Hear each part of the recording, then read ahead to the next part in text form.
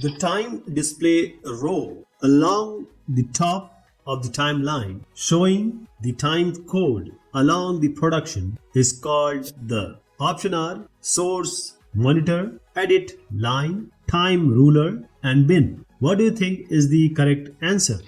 The correct answer is option C, which is a time ruler which displays the time within the timeline. So the time display row along the top of the timeline showing the time code along the production is called the time ruler. So this time ruler is used to indicate duration and position of different elements in the timeline. Time ruler helps in accurately locating specific points in the timeline and making precise edits or adjustments. So this time ruler is an essential tool for managing and organizing the timing of various elements in a production.